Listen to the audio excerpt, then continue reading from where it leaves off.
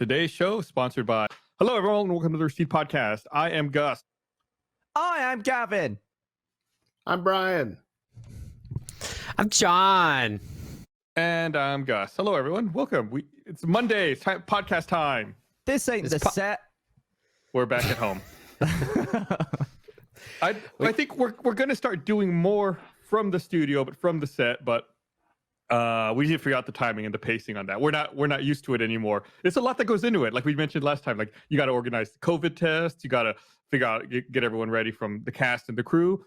And then also this time of year is really bad for allergies in this part of the country. So some people may feel like they're coming down with a cold or they might be sick. It's like, oh, is it allergies? Do we need to be extra careful? So expect us to be safe about this. So it's going to be irregular here at first.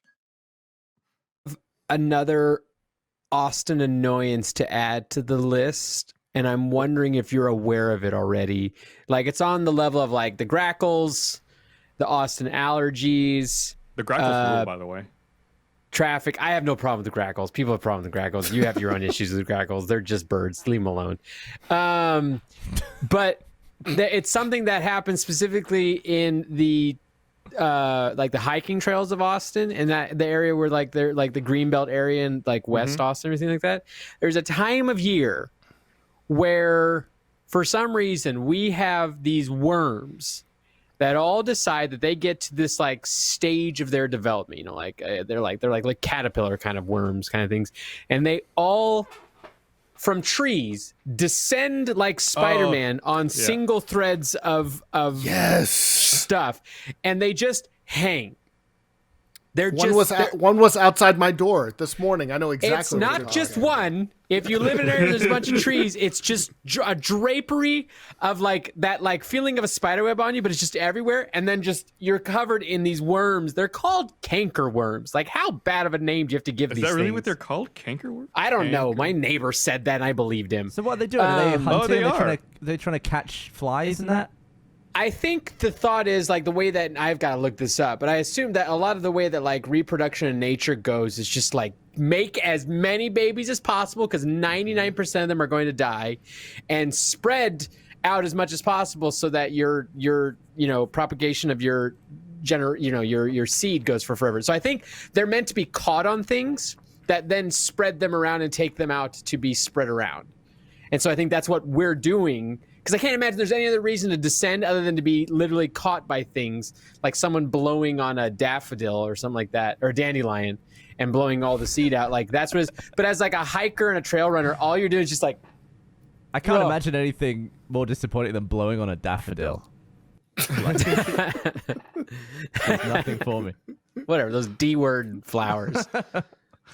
When they grow up, the cankerworms become geometer moths. Which I thought they became sores. Like on your body. Yeah, there you go. Boom. I lost track after Gen 1. I don't know those Pokemon. Can I want to make a confession because you brought something up that reminded me about it, Jon. I was born in Austin. I lived here when I was young, moved back to Austin 23 years ago now. So I've lived in Austin really long time. I've never been to the Greenbelt. Like, hey, Gus, do you want to go on a hike with me? If someone told me I'll give you $20 to go straight to the Greenbelt, I wouldn't know where to go. Like, I'd be like, it's over by Barton Creek Mall? ? I think. I was like that about Barton Springs for years, and then that's what actually I was about to ask. Oh, this is just really cold. Like it's nice, but it's really cold. Gus, do you know where Barton Springs Pool is? Yeah, I used to go to Barton Springs Pool all the time. There was a period in time where I was unemployed for a while, and I would just spend all day out there. So I do know where Barton Springs is, but I don't know. What were you doing there? I would go down, and I'd just like spend all day reading books. I just go down and like because I was trying. I think Gavin thought that was your job somehow. You were unemployed, so you went to the. I can't imagine Gus voluntarily going outside where there's a bunch of people, sometimes naked people. Because it was during the week, so it was never crowded. Because I was unemployed, so I didn't have a job. Oh yeah. So I would go in the middle of the week, and I just sit there. And also, this was like 20 years ago. Austin had like half the population it does now. So it's like I just sit there and read. I like the idea of Austin back then. You're just kind of waiting for everyone to show up. Was anything busy? The Draft House. You always had to wait. The original Draft House. Yeah. But like People liked that. Like Bertie used to bitch about this all the time. When they wanted to set assigned seating at the original Draft House, people got mad talking about how waiting in line was part of the experience.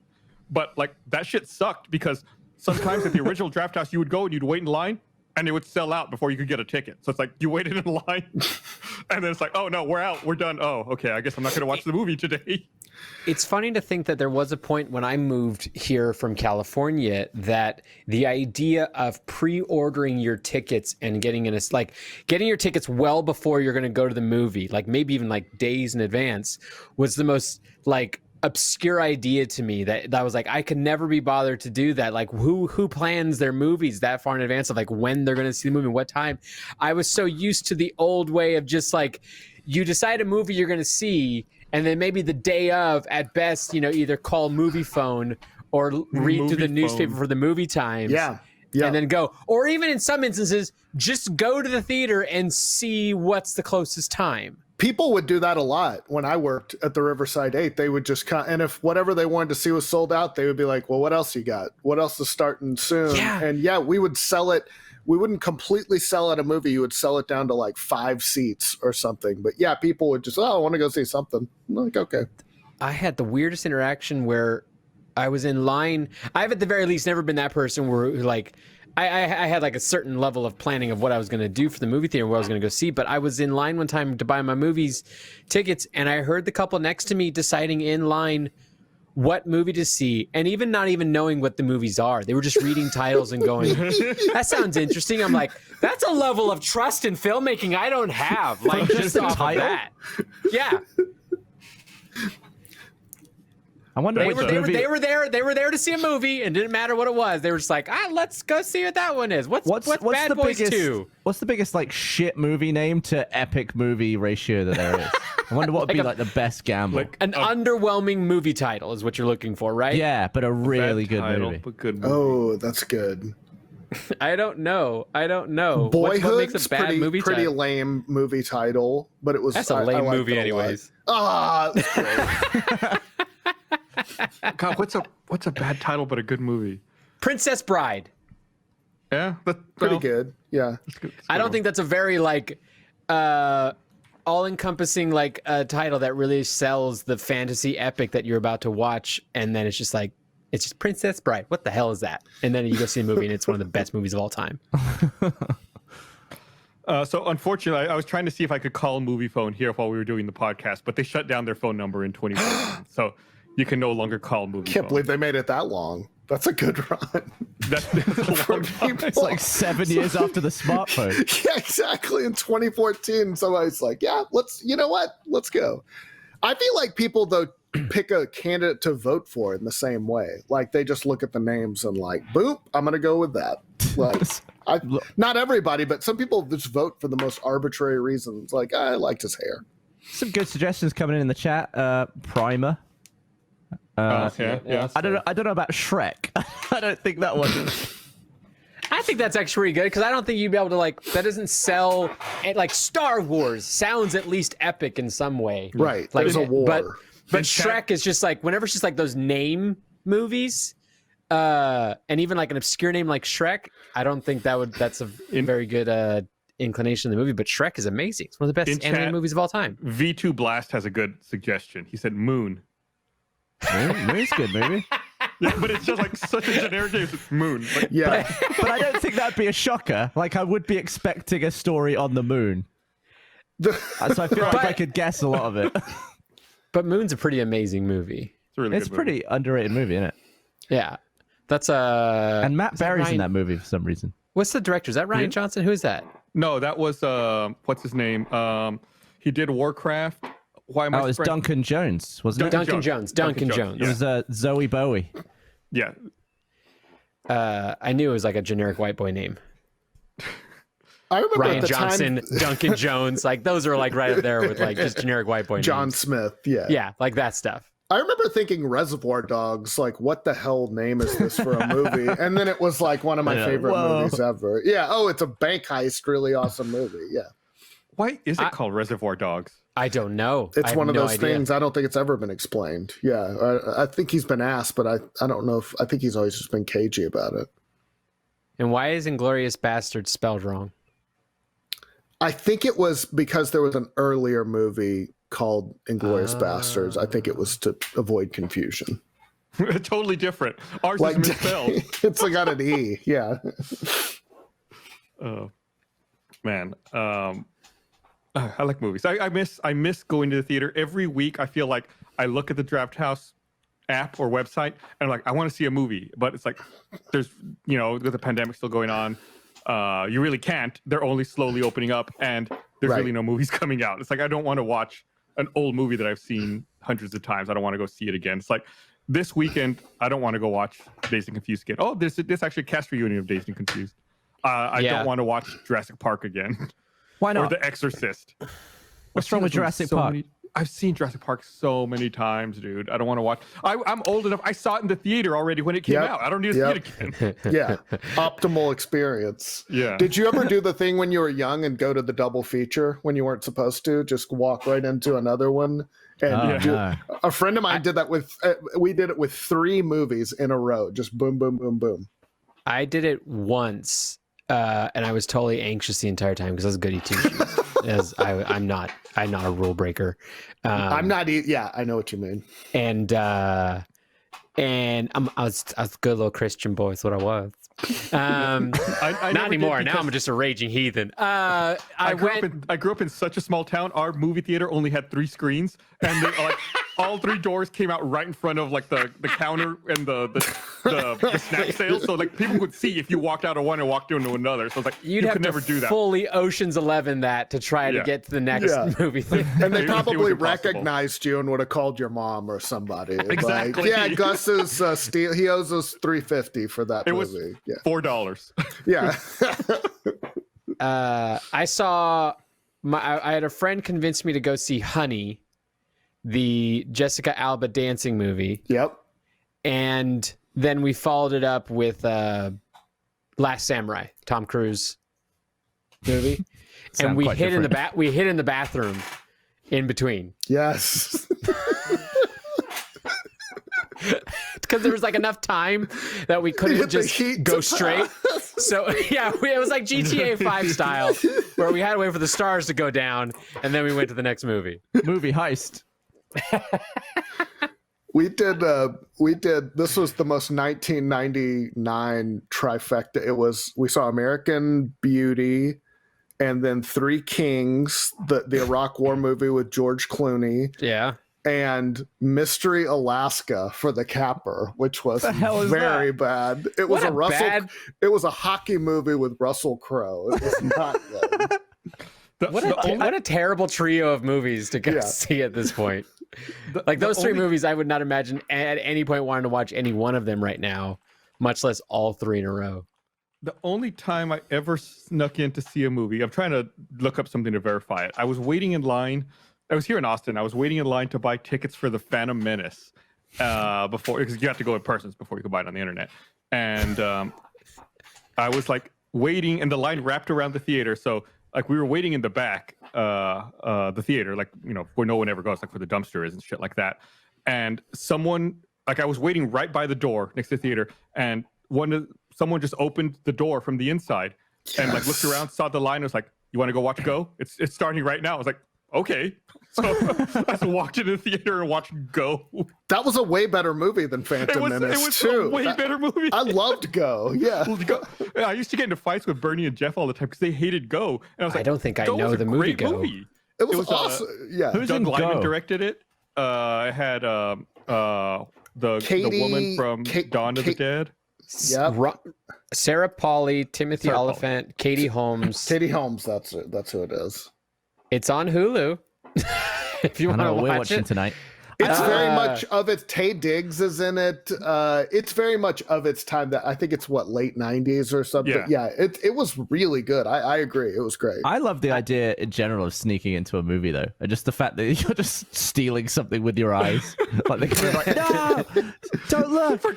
Forget it. Everything you saw. I liked in chat. I didn't want to miss. Faux Chrome had another good addition to 2 movies seeing that are as different as Honey and Last Samurai. They saw Terminator Salvation and then went to see Cars 2. Wow. Which was Salvation? That was the Christian Bale one? Yeah. Okay.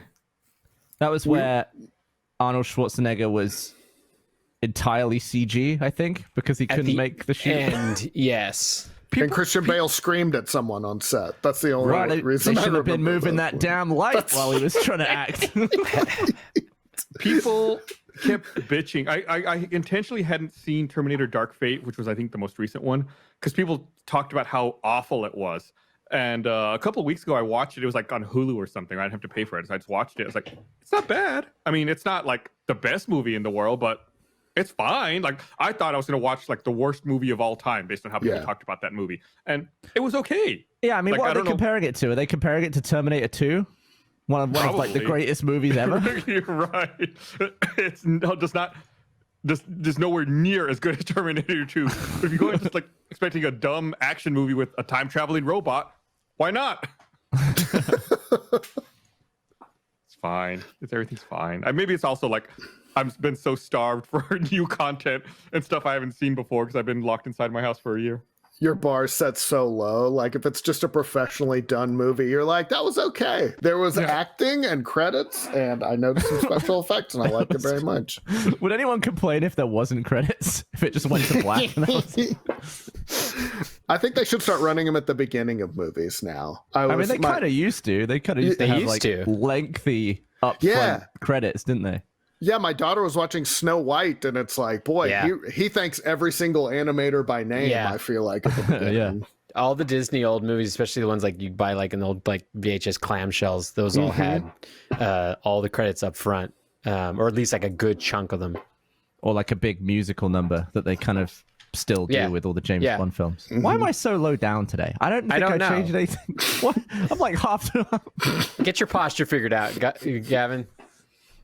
I want to comment. Someone in chat said that it's on Hulu. Who is it? Coffee Break said it's on Hulu. I didn't have to pay for it. I pay for my Hulu. I understand that. When they meant like I don't have to pay extra. Like it's not like a Disney Plus thing where it's like you can watch this movie for $30 even though you already pay for the service. It's like, I happily pay for those, and Brian will join with me on this because you will do things to occupy the children. It has really been great for them. Like all the Sesame Street they've had to watch and all. It's been educational, honestly. I call it their Zoom classes. You got to keep the little tax write-offs entertained. I don't get to claim them as tax write-offs anyway, so it's not even that for me. Wait, what? I was talking. I don't claim my kids as tax write-offs. I'm not the. I see. Yeah. What's the term we're looking for? The primary custodian. Care, yeah. What about the cats? The cats. You don't get shit for that. I'm not answering a question from you, Gavin, until you fix your headroom. You are a cinematographer, and I don't appreciate this, okay?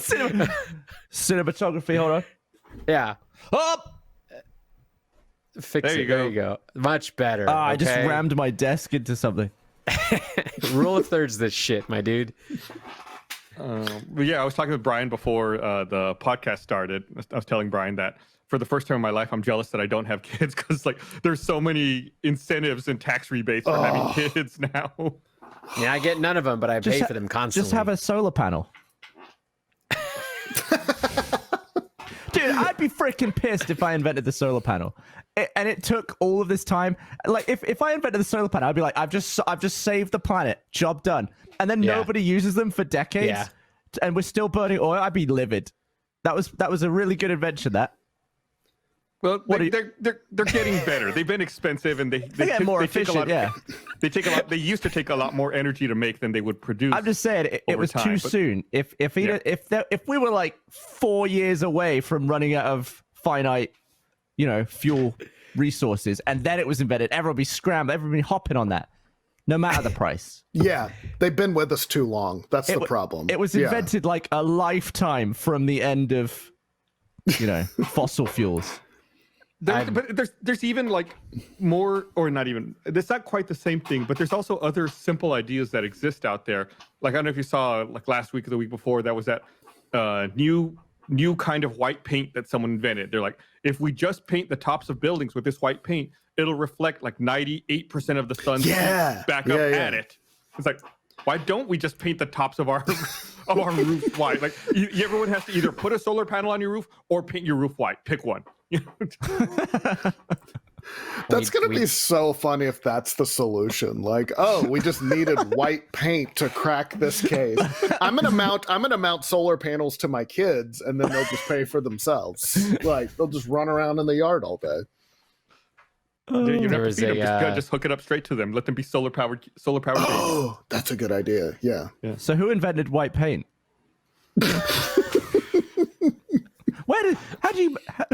When was white paint? When did that start? I assume you have to that would have come later than a lot of other colors because you have to. Why? Why would you assume that pigment would be later than other ones? I don't know. Not as fun. Gets dirty easily. Not as fun. It's not. Wait. Black come so later. If it's not as fun, what's the most fun, Brian Gaar? Like purple or something. Royalty, a nice red. Oh, that's a good point. Like purple was difficult. Maybe black was the last color to be invented because they had to invent all the other colors first. I would assume actually black would come faster because of like even just the accessibility of things like charcoal. Like they literally have like yeah, I guess they're not working pigment from individual dyes. They just smash up some coal. Like they were probably sick of black too. They're like, we have to deal with this shit 12 hours a day. Like, we don't need more black in our lives. So I looked it up. There's actually an answer to that question. There has to be. What? When was white paint? Yeah, when was white paint? The 15th century. Okay, when was titanium white invented so that Bob Ross could make little clouds? 1981. There you go. I have a tube of titanium white. Did you ever hear those stories about like that art forger who only got caught? He would like forge like super well-known pieces of art and sell them as they were originals, but they weren't. He had made them, and the only reason he got caught was one time he used the wrong kind of paint. I guess like he had to intentionally go out of his way to source. I believe it was white paint. He had to source white paint that was manufactured before atomic tests started happening, because any paint manufactured after atomic tests were a thing had some radioactive isotopes in very small amounts. Yeah. And one time he couldn't source the appropriate paint, so he used a more modern one, and it got detected. And they uncovered that he had been making all these forged paintings for years and selling like, for millions of dollars. This isn't the Mona Lisa. This shit's from Hobby Lobby. Like,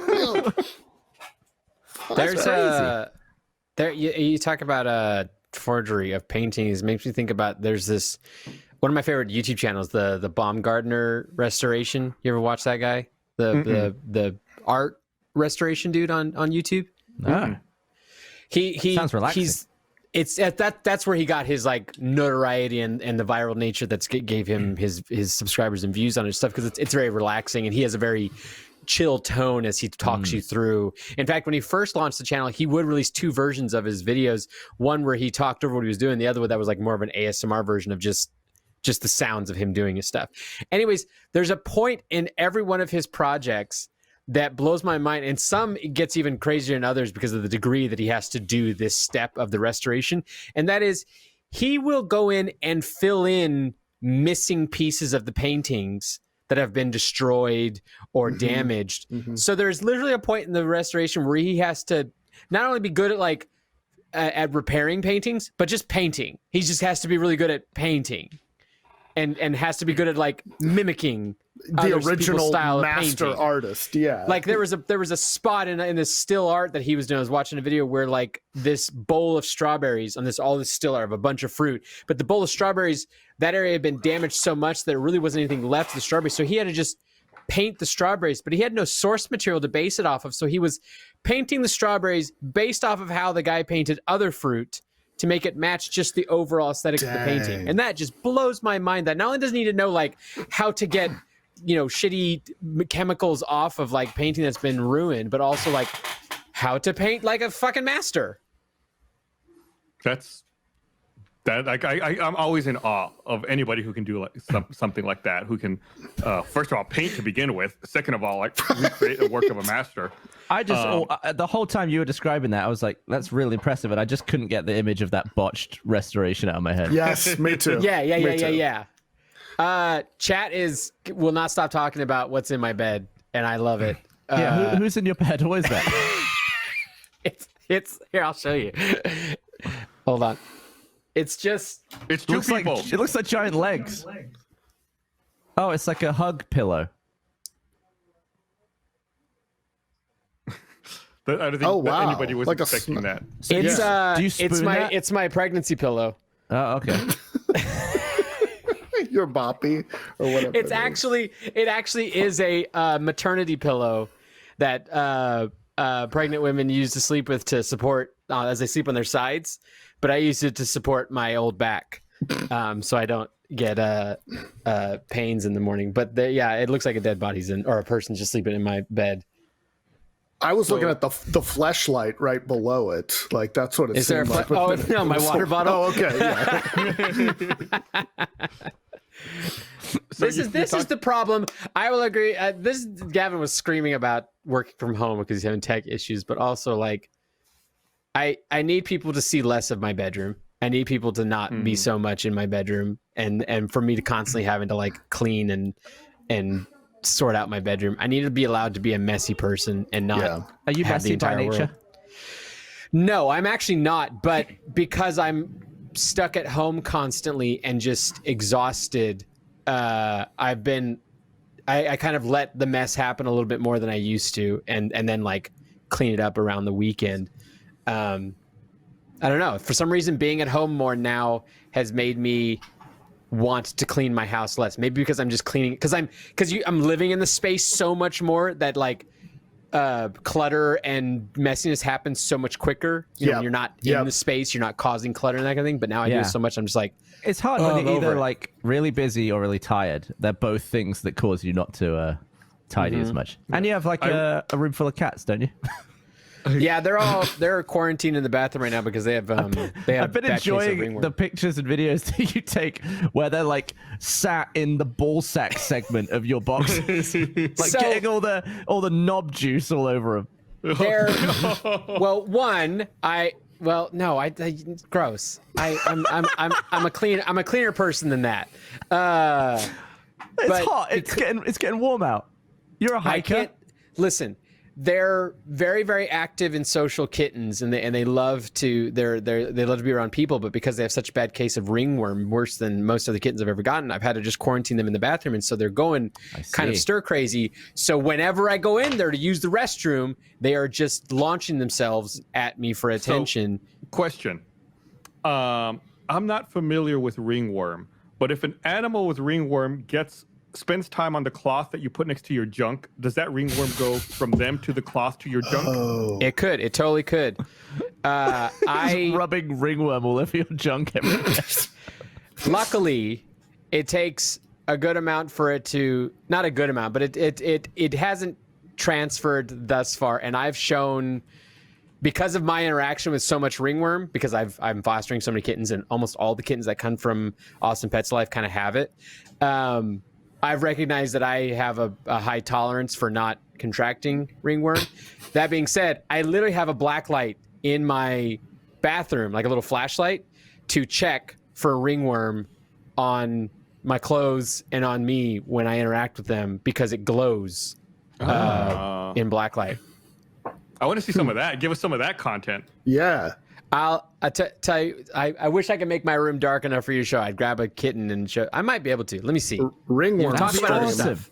Yeah. So he was talking about art restoration, and I wanted to bring this up. I'm not an artist. I can't paint at all, but I have a couple of paintings in my house that are just like generic garage sale paintings that someone then adds something into, and then they sell it online. Like in my bathroom, I have this beach scene that someone painted Zoidberg into, like coming out of the water onto the sand. Yeah. They'll add like a stormtrooper or something. Right. Yeah. And I've got like this really ugly vase that like has Gizmo hiding behind it.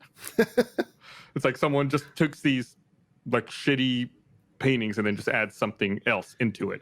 And they make it look like that was there originally as part of that painting. So not quite the same as touching up a classic, but there was somebody in a band who would do that with hotel paintings because they were on the road a lot. And so he would go and just sort of touch up these sort of crappy hotel landscapes or so. It might have been Lindsey Buckingham from Fleetwood Mac. Very current reference. Yeah, but I think he would just like. I admire that stuff. I cannot draw or paint either. I've also heard stories of people who take the paintings off of hotel walls and then paint something on the wall behind the painting and then put the painting back. So it's like you don't know it, but there's like a really beautiful painting hiding behind the drab painting on your hotel room. Is that why a lot of them are just nailed to the wall and you can't move them? I think so. They don't want anybody fucking up their walls. I assume there's just blood stains behind a lot of them, and it's just that they haven't gotten to, or that the cleaning crew missed. Yeah. Oh, Ringworm. Shit! There's a cat. Okay, It's a UV cat. You can't see it too well, but Are we just looking at its head? trying to find a spot Does it where show he has through a the lot. fur? It's rave. Yeah, it's it at shows- a rave. It shows on his paw there. Oh wow! Can you I see actually it? see it. Oh, that's yeah. crazy. Wait, I see it. Yeah. Oh, How it It shows shows a through little all bit. that skin and fur. Yeah. So he has that on him. It's a fungal my infection. God. It'll show it on his face too if he were to turn. Who is that? He's That not Logan? happy with me. He's like, What's stop his name? showing me off. But yeah, they have it like right there on his. Can you see it there on his butt? That's one of I the don't see craziest that. things. Oh, yeah. Right there. That's so mad. Wow. Yeah. So that's when it shows up. All right, and let's see you. Check your arms. Okay, let's see that John dick. You got ringworm?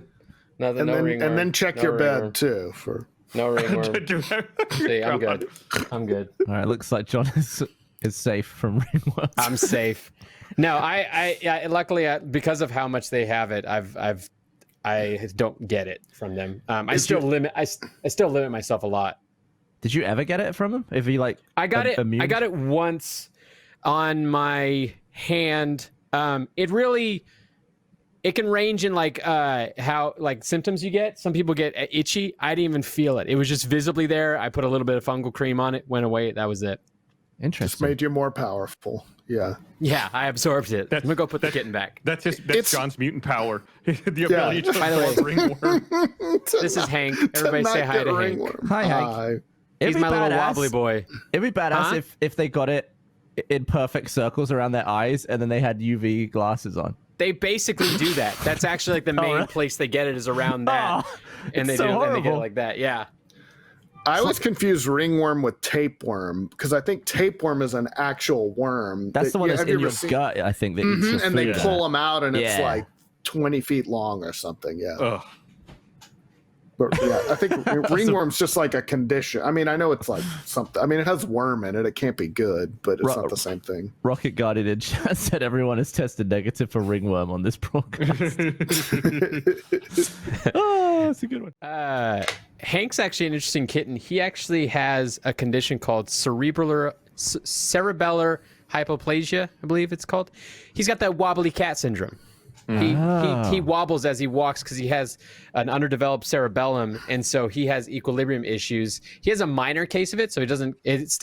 He wobbles and falls constantly, but he's not the kind where like you see the cats just constantly moving. They can't, control themselves. But he's my little wobble boy.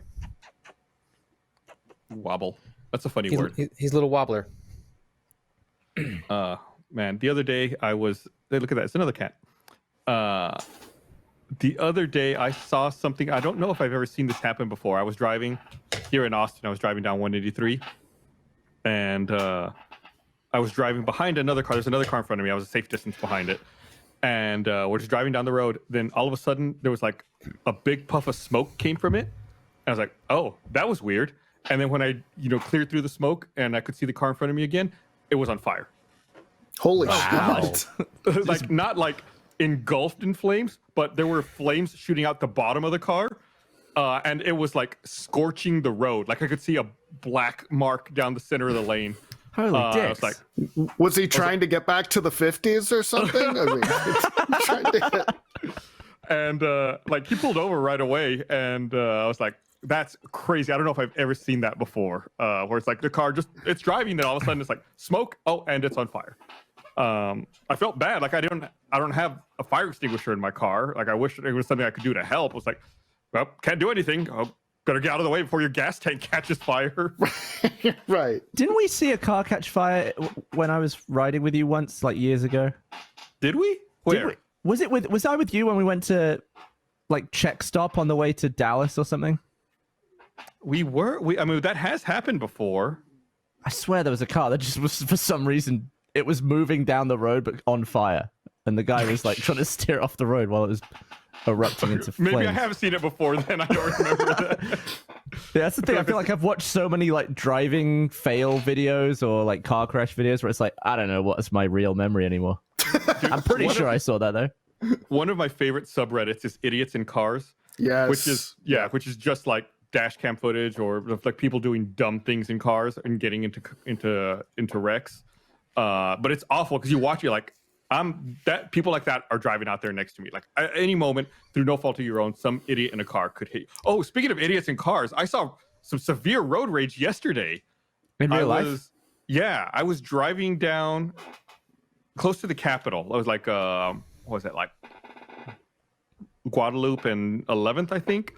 And I was driving in one direction. I came to a light, and in the other direction were two cars coming at me. Shit. Oh no. It was a two-way at this point. It wasn't one way. I know. Okay. This was like a two-way section of the street, and there were two cars coming in the opposite direction. One was like a white Tahoe, and it was like a blue Kia, and they were both coming towards me, like I said. And the blue Kia turned on its signal light, like it wanted to get over the other lane where the white Tahoe was, and they like sped up to try to get in front of it. But the white Tahoe also sped up to keep them from getting in front of them.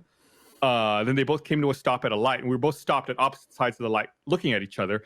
And the guy in the white Tahoe rolled down his window and started leaning out of his car, pointing and screaming at the blue Kia, screaming, "You're an asshole! Did you know that?" You're like really mad, like off the charts. Yeah, screaming at this guy. And going perpendicular up the other street was a like an old man on a Vespa, and he was also stopped.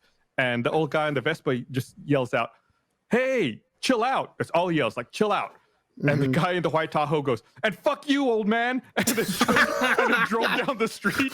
I was like, and the old guy in the Vespa just looked around like, "What the hell is that guy's problem?" That's too much. That guy. I appreciate him sticking to his guns. No, yeah. I'm pissed. I don't care if his dad is here to yell at me about it. I'm going. Do you think road rage was created and spread to other people? Or do you think everyone would have had the idea to be mad in their car? I feel like it's just evolved. It's like a cultural thing. Like you're allowed to be just a maniac when you're behind the wheel.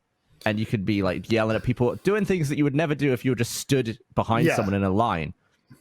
But like, where do people get a driver's license and then think like, well, everyone else gets annoyed when they're driving, I'm gonna do it too? That's actually an interesting theory. Like I wonder why that combination of that environment interaction. Is it something like combined with the fact that we're all like deep down scared to be in the cars because we know the cars, we could die any second in the cars. So anybody does it get passed down by parents? Like people see their parents getting really annoyed. There's a great question in chat. Morgan Rebecca 98 asks, "When was road rage?" I think it's like most of the time I feel like driving is not a fun experience because you're either in traffic or you're like going somewhere you don't really want to go.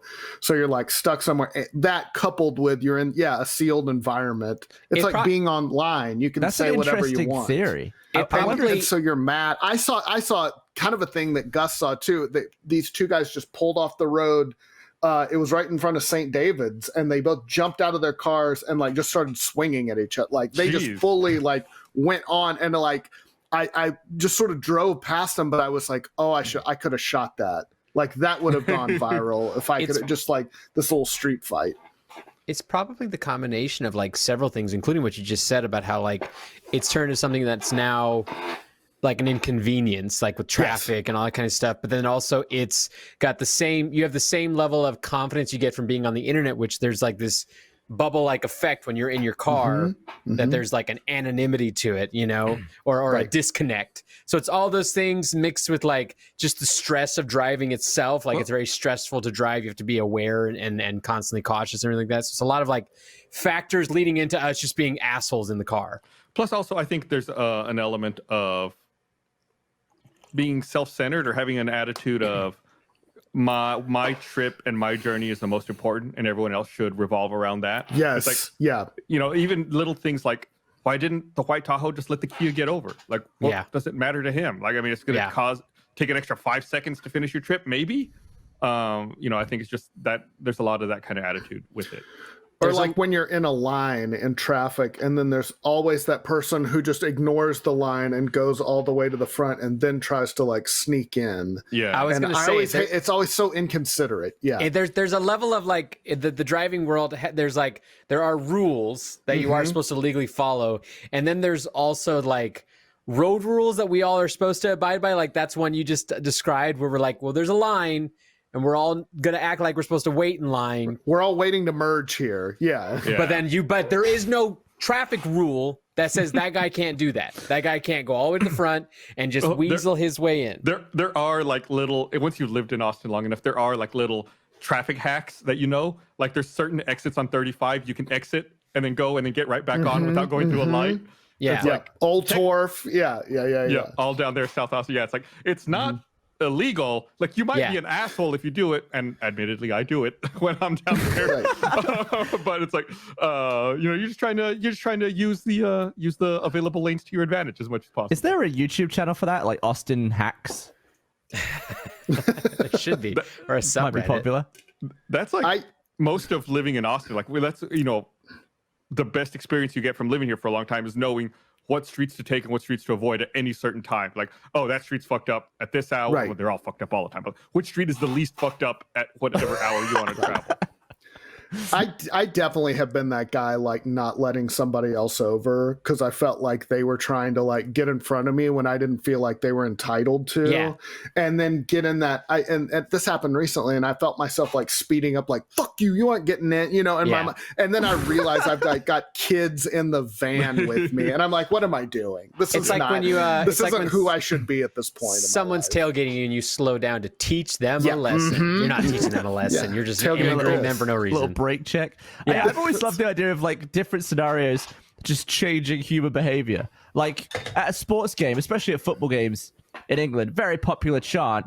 Everyone just starts screaming, "The referee's a wanker," over and over again if they make like a decision that goes against your team or if you think it's a bad decision. But I wonder how many of those people, if they're there to shout, "The referee's a wanker," if everyone else just vanished and they were on their own in the stands, would they still be shouting it, or would they be like, if they're just if they're on the bottom, like the first row of the stadium, literally feet away from the referee, or even if they were just like down there on the pitch next to the ref, would they just be like, "Oh, I don't agree with that decision"? But I doubt they'd be like, "Wanker!" It just wouldn't happen. There's these characters in Ted Lasso. Have you watched Ted Lasso, Gavin? Yes. Yeah. Okay, so the characters that are the bar boys who are big fans, and they are mad at Ted Lasso for not coaching the football team like they want. They yell at him feet away from him as he walks by and scream. Is that common? Is that an accurate depiction of how some exuberant fans might express themselves? Yeah, I think it just depends how many people you're surrounded by. My camera's shit the bed, so pardon me if this cuts So me you're stuck on for me. a while. By the way, everybody should be watching Ted Lasso. It's one of the greatest series that's been created in the last year. It's great. I've every time I find someone who's watched it, I always point out that the owner of the football club is Septa Unella from Game of Thrones, the Shame Lady, and everyone's like, "Oh, I didn't realize it was the same person." That's funny. That's either. funny. I just appreciate that Ted has a very nice mustache. It's just good to see. It's just such a wholesome show. It's very fun, very wholesome. It's very good. That's what my friend goes. It's the only show that's made me want to be a better person. That's it really is. Everyone should watch the episode before they get in their car and drive.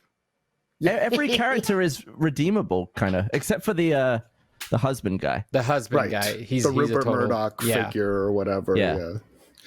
It's amazing how they can write a show that isn't about it isn't about discord and arguments and putting people down. It's literally about broadening your perspective, acceptance, kindness, and hope, but it still maintains like entertainment value, humor, tension, and all that kind of stuff. But there's like it's almost has a moral message in every single episode, and that's insane that you can balance those two things, because you almost think of problems and arguments and fights as being the only way that you can make a show work. Yeah, he's kind of this Pollyanna-ish character at first, you think, but then you realize you like can't he's make got a lot references more like depth Pollyanna to it. in this podcast, Brian. You can't make references like Pollyanna. But Pollyanna. Haley Mills, what, you know, but yeah, just this sort of, but yeah, you're exactly right. But it's more about, the message seems to be that like, I don't like overcoming our differences. Like we're all sort of more alike and sort of want love and need love and want understanding. And it's just like, he's like constantly trying to break down those barriers, it seems like. Yeah, that whole monologue he does in the dart room scene, everyone loves, where he talks about being curious, and that everybody who's so narrow-minded about other people, it's because they're not curious about other people. In chat, Blake Bishop said, Ted Legendary All Skulls On. I get it. I get that reference. I appreciate it. Someone mentioned Game of Thrones. I read this article, I think it was over the weekend, that it was the 10-year anniversary of the premiere of Game of Thrones. And it seems like it's a lot longer than 10 years ago that show first came out. Like, I think it feels like 5 years since the finale. How long has it been since the finale? Only like 3 years? I think it's only 3 years. Oh, is it, two or 3 years? Is it really? The last year I just wrecked my perception of time. Yeah, I guess 3?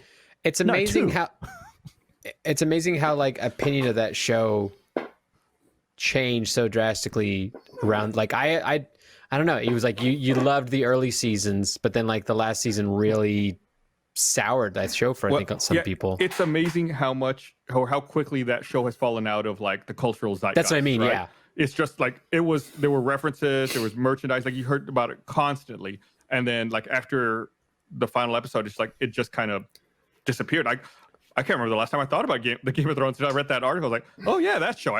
I forgot. Like people are still making constant references to like the Harry Potter franchise, you know? Yeah. But it's or been like years Sopranos or things like that. I mean, or Wire. Yeah, but it did just kind of evaporate. But don't worry, because the internet loves to rehab shitty things. So somebody will start a big Twitter thread in a few years and it'll be titled, "Guys, it's time we told the truth about the Games of Thrones season finale." Or it's time we stopped being babies about the season finale of Game of Thrones. And it'll just go and try to rehab. They did it with the Star Wars prequels. They did it with the Andrew Garfield Spider-Mans. Like they'll force some sort of fake I don't know, like rehab of the last season, even though it sucks and it deserves like all the hate it gets. I might watch it all again. It just I don't know how I'm gonna feel about knowing how it ends, because you watch it thinking like, where's this little storyline gonna go? Nowhere. What about this one? That's not going anywhere. Nowhere. Yeah, but it's such a good show though. Like it's a great journey. For the books. Do you know what character? Oh yeah, there's still no. He is never going to finish the. I promise. As a fantasy veteran, he is never going to finish. We went through this with Wheel of Time. He will never finish it. Has it been? I think it's been 9 years since the last book. Yeah, or something like that. Yeah. Let me look. The character, and he's got one more after that. If this was the last book, I would say maybe, but he's got 2 more. Yeah. Never is the guy is one of the people you were talking about, John, in Ted Lasso? One of the people in the bar. Yeah. Is that the deserter guy from the first episode of Game of Thrones? I don't know. Do you remember the first episode of Game of Thrones? The guy that's like the one who gets by the White Walkers. Yeah, and he gets beheaded by Ned Stark. It's the skinny guy who's in the bar. It's the skinny guy in the bar. The little guy who screams at Ted on the street. Yeah. The last book came out July of 2011. Jeez. That's too much. But here's the thing: is that not only has he not written the book, but news keeps coming out of him working on other projects. Yeah, like he's working on other stuff. He's not working on your books, Gus. I reread all of the books, I think 3 years ago, thinking this is the year that it's going to come out. I'm going to reread them all, so I'm ready. I already need to reread all of them again. Just read comics. They're writing new comics constantly. They never stop being made. You can read them. I love the idea of people being annoyed that he's not working on them, though. Like, can you imagine being that successful, but you're not allowed by the world to work on anything else? It's crazy. I feel like he shouldn't do any more out of spite. Just out of spite to everyone else. I think he is. I think your wish is granted. It's true. I think he's Yeah, not. it's up If he to didn't do whatever it he during- wants to work on. If he didn't finish it during COVID, he's not going to finish it. Brandon Sanderson is going to come in and finish those books. I promise. Oh, I only out read the first that book. The I've talked about The Expanse, that show on Amazon before, and I started reading the books, and I found out that the author of that book, of the book series for The Expanse, it's a pen name, and it's actually two different authors who work on it. And I think at least one of them, maybe both of them, were like assistants for George R.R. Martin and helped him write some stuff. Oh, wow. I wonder why they shared a pen name instead of just like co-authoring. It's a pen name used by collaborators Daniel Abraham and Ty Frank. Huh. Let's see. I'm on season 2 of the show. It's really good. It's really good. Yeah. One of them was a personal assistant to George R.R. Martin. This is what it says. It's a great show. The books give more insight, of course. It hasn't diverged too much from where I am yet, but I'm sure it's going to diverge quite a bit, because how do you translate a lot of that stuff to the screen? I'm sure there's a bunch of storylines that end up getting cut. But really great show. If you're looking for something to watch, I can't recommend it enough. You guys It's on watching Prime, too, for free. So It's you on can- Prime for free. Yeah. What's also on Prime is Invincible. Who's watching Invincible? Invincible is so good. Oh, I'm glad you like it. Yeah, it's really good. Is it good I've read the comics. I haven't started the show yet. but I love think the show comics. fixes some problems with the comics and actually adapts it in a way that it kind of fixes some of the. We talk about this in the latest episode of The Real Canon, available tomorrow, I've heard Tuesday. of that podcast. There was a trailer for it on the Face podcast. There feed. was. Much to the chagrin of some of the members of Fuckface. Sorry, You got the button.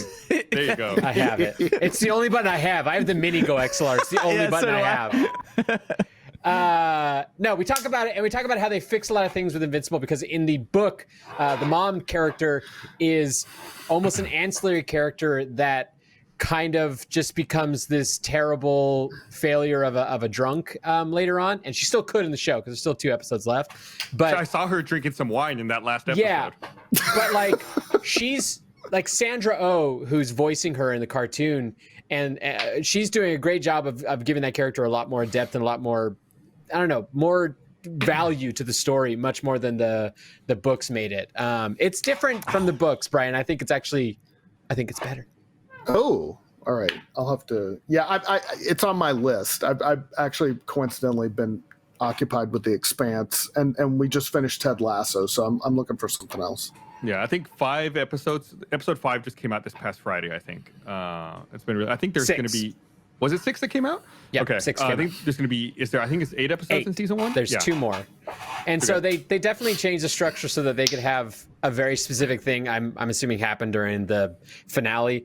And it's a thing that I'm sure, Brian, you know what I'm referencing, Yep, but it's a yep. thing that happens pretty early on in the comic and then moves on to being about other stuff for a while. They've stretched that out a lot more. I'm talking in code to not Right. be spoilery. Right.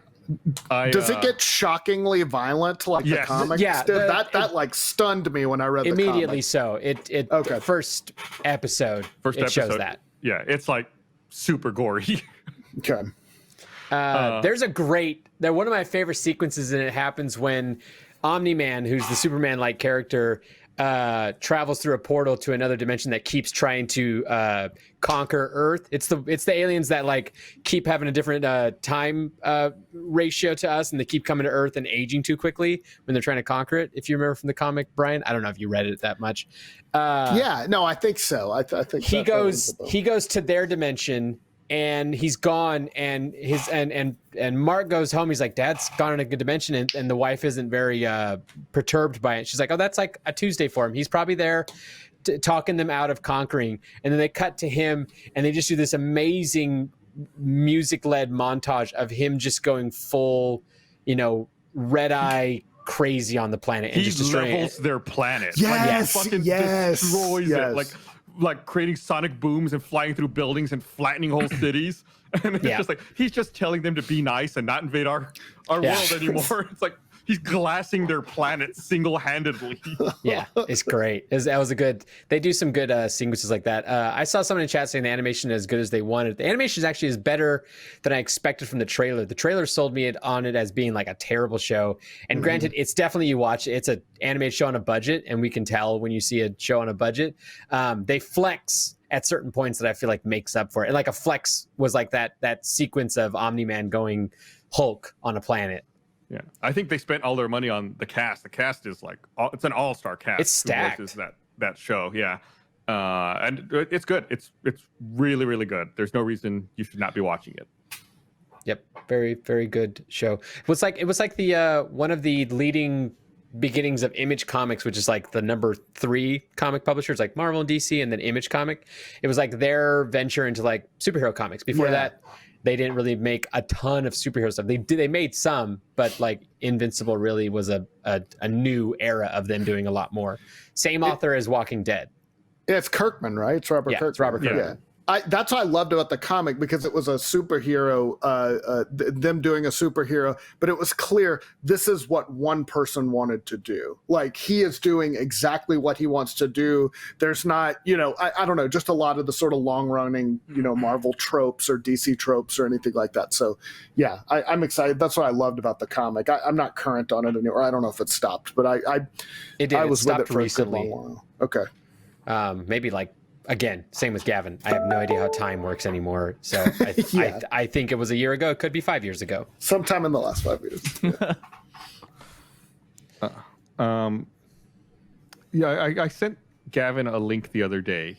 I feel like a couple of times here recently, Gavin's brought up how it's impossible to like shut down a cruise ship.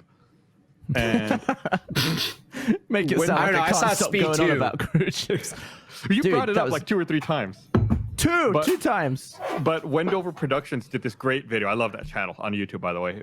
They did this great video talking about how the cruise industry, essentially went away because of COVID, and they had to, these industries had to do whatever they could to survive. And they talk about the logistic issues involved with some of it. One of the big things they had was, I forget which cruise line it was. I'm going to say Carnival. It might have been. I don't remember if it was Carnival or not. But like one of the cruise lines, like Carnival, they knew they weren't going to be able to run their cruise ships. So it's like they had 26,000 employees from all over the world. And, at that time last year, there were no flights that they could take to go home because of travel restrictions. So it's like they had to figure out how to get 26,000 people home without flying them. So in the video, they explain all the specific, right. They consolidate all of them to 8 ships. And they sailed, or they took these 8 ships all around the world, dropping people off back at their home countries. And the people who were on it the longest, all the ships originated in the Caribbean. And so it's like the furthest that people had to go was the Philippines. So there were some people who had to go from the Caribbean. They had to stop in South Africa to refuel and resupply. They had to go to India to stop and refuel and resupply. Then go to the Philippines. It took them 2 months to get to the Philippines on a cruise ship from the Caribbean. They're doing some old school Magellan type exploring. Yeah. But I can't imagine like all the planning that goes into that. It's like, all right, we're gonna organize all of our employees onto these boats. Like if you're in one of these countries, go on that boat. If you're on these countries, go on this boat. Everyone has to go off in different directions. Like that is some insanity. It must have been just the heads of that company just standing over a giant map of the earth and just being like, what are we gonna do? We've got boats, and that's it. I like that they operated it like a big carpool at the end of a school day, and we just stopped off at everybody's house. What if you got on the wrong one? Yeah. You're like, wait, where are we? I was meant to go back to England. I was meant to go to Southampton. They're at the Philippines. They got one guy who's from the Dominican Republic who just fell asleep that day. Yeah. Fell asleep for 2 months. Yeah. It was a crazy video. It was a really good video.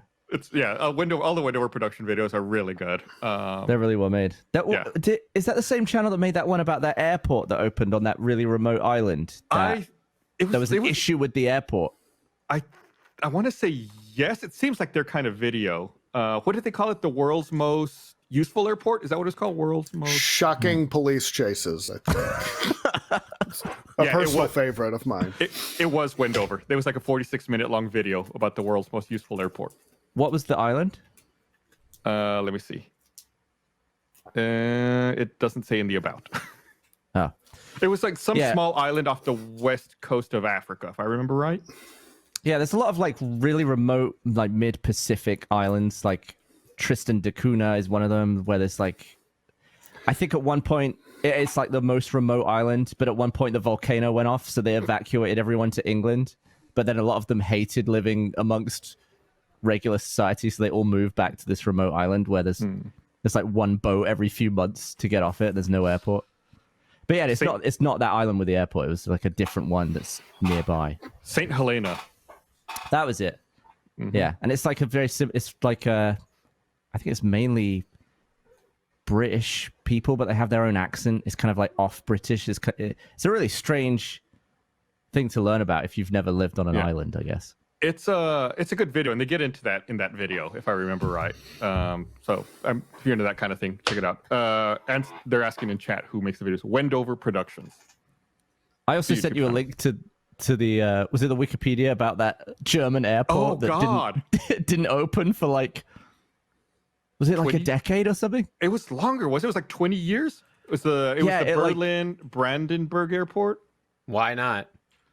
Dude. I guess it wasn't up to code in a bunch of ways, and it just sat empty. And then like budget issues. Yeah, you read it more recently than I did, Gus. So I'm gonna try to remember it here. So it was originally planned to open. They started construction in 2006. It was originally planned to open in October of 2011 after 5 years of construction.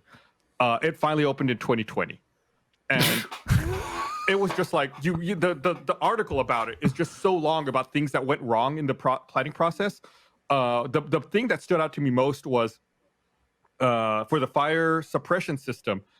They had this engineer design a system where they wanted to like divert the smoke and hot air away from the inside of the building, right, to let people survive as long as possible. So the engineer they didn't want the smoke and hot air to exit out of the top of the building, so they had an engineer design this system where it would reroute all of the smoke and hot air down, which hot air doesn't want to do that. Hot air wants to go up.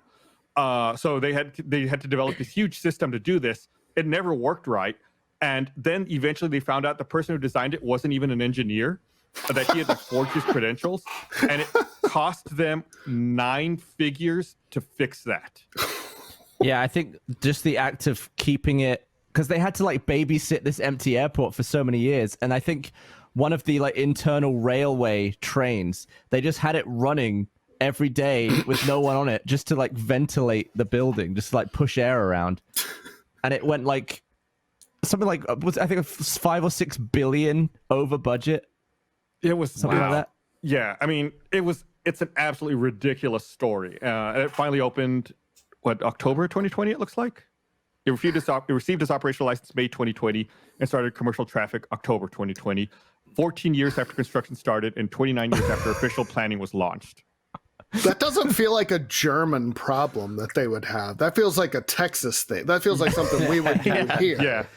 Like, we tried to paint cool flames on the building, but they were all made out of lead. Like, and then I started telling Gavin about this other story that I had recently learned.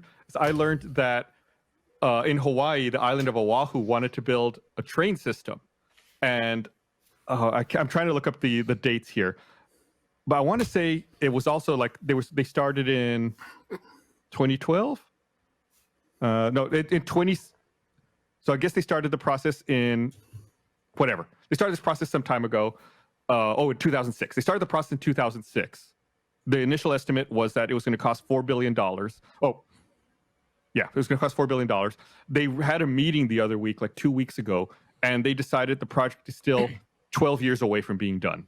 So it's like it's not going to be done. It was supposed to be done in 2020.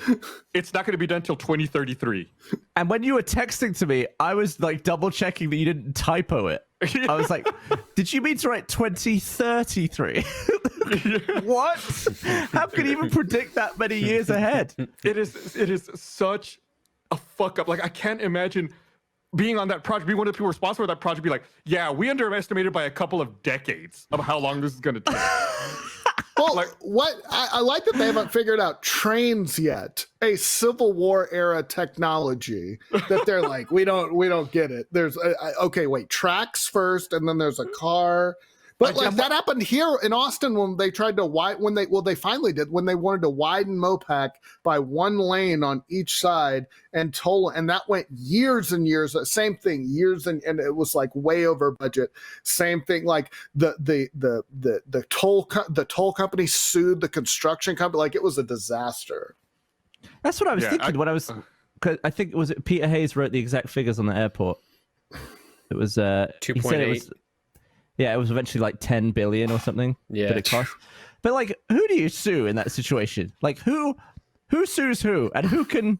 Is it even worth it? Like, nobody could cough up 8 extra billion for their error. Right, what even happens in that situation? What happens is companies go bankrupt. Like that's what happened here with Mopac, if I remember right, Brian. Like the construction company or the contracting company that did it, they ceased to exist. They just went bankrupt, and another company had to come in.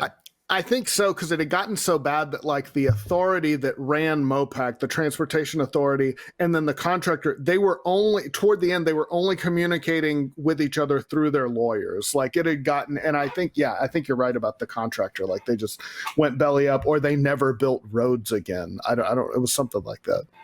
Yeah. So it's like someone in chat. I don't know what is this. Near Diana. I don't know how to say it. I apologize. They say that they're living in Hawaii right now, and that the people making that rail system have to go back and remake different parts of it because it's already degrading due to the humidity of the island. Oh my God! Just maybe give up. I guess there's like unforeseen things. Like remember with Mopac, they discovered a cave near 6th Street, and like all the little rare spiders that they had to like, I guess, shepherd out of the cave, and I don't know, do something. But yeah, so maybe it's just shit like that happens. It's not a Studio Ghibli movie. Just fucking gas the spiders. We don't need more spiders. We don't need them. That's right. They're like mosquitoes. Get rid of them. Get them out of here. Don't just build through. Gas them first. Yeah. That's what I hate about those. That's what I hate about those hanging worms that John was talking about. Because whenever I feel that silk on me, I'm like, "There's a fucking spider about to bite me." I have 2 seconds to thrash about before I die. That's what I think. Yeah, just gas it. Be done with it. It's like extermination.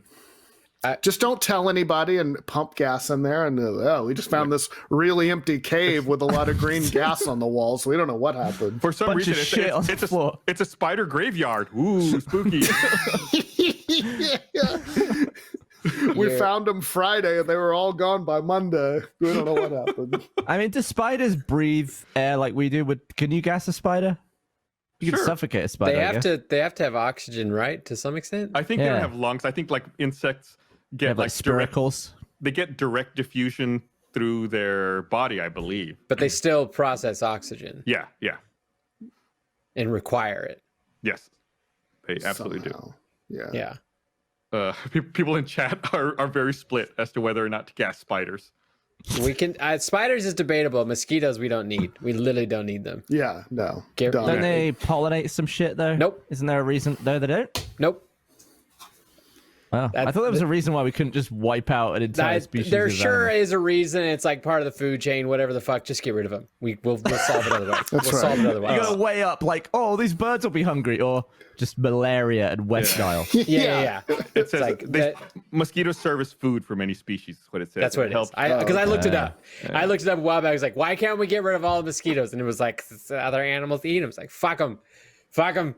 Get rid of mosquitoes. I mean, if there's anything to get rid of, it's probably humans. That's probably the best thing for the planet. I mean, that's harder. That's harder to convince government systems to just create some sort of cap on humans. They're working on it in Texas. Soon you're gonna be. You will not need a permit to carry a gun. So I mean, it'll be fucking Wild West out here. Insane. I'll change the subject from that. I'm walking by. I had a math moment where I wanted to figure things out. And thanks to the internet, you can figure things out pretty quickly with Google and a calculator. And I was looking at my apartment pool, and for some reason, I was looking at the pool, and I was thinking about how like sometimes people pee in pools. That's a thing, but it's considered taboo. Because you're peeing in something that is, a shared experience for everybody else, so you're not supposed to do it. But I was trying to figure out like, what is the ratio of when you pee in the pool to the pool water? Like we get freaked out about it, but really like how much urine is in the pool? And I looked it up. I'm gonna walk you through some math real quick. You are a dirty pool peer, aren't you? You're trying to find numbers to justify peeing I've in the totally pool. peed in the pool before. What? But I mean, everybody has. When you're a kid, like at the very minimum, every kid pees in the pool. I don't think I went to a lot of pools. Like as a toddler, I don't think I went in a No, pool. as a kid, kids got away with it all the time. I don't pee in the pools now. I go use the restroom. It's like, are you an indoor pool or just outdoor pool peer? Would you do an indoor pool? What's the difference, my sir? Did your parents ever try to scare you and say, well, they put red dye in there, so like, if you pee, it's going to show up? Yeah. As a kid, I remember that whole like. Did you just pee a little bit at first to test it out, and then you're like, Absolutely. nice, Totally. Mhm. Yep. We'll try a balloon of pee. Yeah. As a kid, I've peed in a pool. As an adult, I don't do it. I don't pee in a pool. Okay. There's well, bathrooms for that. good. Anyways, I was thinking about it, and I was looking it up. Average pool, 20,000 gallons of water. Damn, that's a lot. Average bladder, looked it up, said about 2 cups of water. Average. Some bigger, some smaller. Water. Of liquid. Sorry, of liquid. 2 cups of liquid. That is 0.006% of the pool when you pee in the pool. If one person pees in the pool. If one person pees in the pool, it is 0.006% of the pool. Okay, but what if they've been drinking all day? I figured out, I was like, okay, what's another way to put that in terms of like, is it still gross? And I was like, okay, how much pee in a drink becomes too much? And so I did the math. A 32-ounce McDonald's Coke to put the same amount of, I've got numbers, I'm looking at my numbers. Like the same ratio of piss? The ratio of piss would be 1/20th of a drop of pee. Or 1/5. 1/5 of a drop. So you'd be perfectly happy if I dropped 1/5 of a drop of my piss into your water. Would you be able to tell the difference? I wouldn't want it there. I mean, it doesn't matter if I can taste it or not. The correct amount is 0 drops of pee in my drink. Can you confirm there's 0 drops of pee in your Coke when you go? I would bet you that 1/5 of a drop of piss in your, say, bottled water is better quality than the tap water in Austin. Yeah. Is it like regular pee or like I just had asparagus for lunch pee? That's different. It's Anyways, too much. I like figuring out math things. Like I read an article today or sometime. Shaq was in a engagement ring store and saw a dude in Atlanta, and he saw a dude buying an engagement ring, and he just bought the guy's engagement ring. He was like, I got you. It was really nice story. He proposed to his fiance. Did Shaq do it for him? That would be pretty cool. Shaq took his fiance. I think you could do that. But I looked it up, and I was like, what is that to Shaq when he does that? Like he buys an engagement ring. Like what does that do to Shaq's like finances? And I looked it up, and someone had guessed, and obviously these things are usually wrong, but someone had figured out that through his investments and earnings from NBA, he was worth $400 million. Let's just say Shaq's worth $400 million. That's big money. Average engagement ring in Atlanta, Georgia costs about $8,000. I'm rounding numbers here. That means that he could buy 50,000 rings with his net worth, which means he could buy 135 engagement rings a day for a year and still have money left over. And that's an engagement ring to Shaq. But the story was nice. It said that the guy didn't want to take his money, but Shaq was like, I do this all the time. Like I just go into a store, and if I see somebody, it's like I'll cover them because he likes doing nice things for people. So it's a nice. That would be a cool. Yeah. It's a cool rich guy move. Yeah. Money is a crazy thing. I think big numbers are crazy to get your head around when they're actually money. Like there was that day where the Tesla stocks went ape shit, and like they said Elon Musk made like $25 billion in a day. Yeah. And I was like dividing that. I was like, that is $17,300,000 a minute. It's insane. Once you get into the $1 billion amount, it's it really does become a number where it becomes very apparent on a moral, ethical level, no one should have that amount of money because of like the amount of what $25 billion, and that's not even his net worth. That's just how much he gained. $289,000 a second. I'll take it. It's the amount of change that you can cause for the world in a good way that you are holding on is just. I'm sorry, you can't be an ethical billionaire. You can't be an ethical billionaire. I mean, don't badmouth him. He did tons of good stuff for Austin when we were. Oh, I'm saying you can't do a lot. They do a lot of good, but when you still have that amount of money, like what. I could be daily ethical. It's like that thing that like Bo Burnham says in his special, the Bo Burnham one where he talks about. Yeah. Shit. I thought Gavin was making a statement about me. I'll shut up now. But it's like when you spawn a car in GTA with a cheat code. It'd be like. Oh, sorry for talking while my camera's off. It'd be like a Lamborghini spawning in every 1 second. But that's the amount of money you waste. I need a visual representation of this. I need someone to show me what it would look like in Los Santos if a Lamborghini spawned every second and never left. Imagine how many Lamborghinis would be sat outside my house while I was on this podcast. Just like someone in the middle of Los Santos, and it's just like, at what point on a bird's eye perspective does the Lamborghinis just start like filling up the city? I'll tell you what. If you guys make me a billionaire, I'll be such an ethical billionaire. I will hire someone to be ethical for me full time. I will pay a full time ethical person on staff if you send me the total of $1 billion. All right. I've always wondered I would not think of enough things to do with that money. Like, I guess get like a bigger house and all that. The only thing I can think of, if I had like big money, I would have a big room and I would build my own arcade, like a bunch of arcade machines, and have like a movie screen and that like some recliners. Though. Yeah, but that's as far as my imagination will go, which I guess means I'm an idiot, but that's all I was going to do. And I would never leave that room. I think we do have a project now, is that a year from now, we got a year to make Gus a billionaire. Is what we're gonna do. So a year from May 19th, 2021. Yeah. We got to get our views up. Give us an extra day. 4/20/22. 4/20 in 2022. Gus is a billionaire. And it'd be the first ethical billionaire. 1,000 million billion. So let me see how much money I need to make a day. I need to make. Is this right? Is that a billion? That's yeah. Trying to find that's a sign of how bad it is when you can't see how many zeros. Yeah.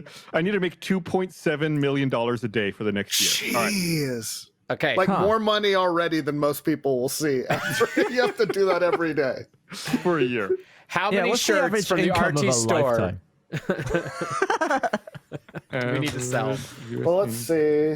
Okay, here's what we do. We make a shirt that says Gus, the first ethical billionaire, and then we sell that shirt to help Gus become the first we sell ethical it for billionaire. $1 billion, and we have to make one.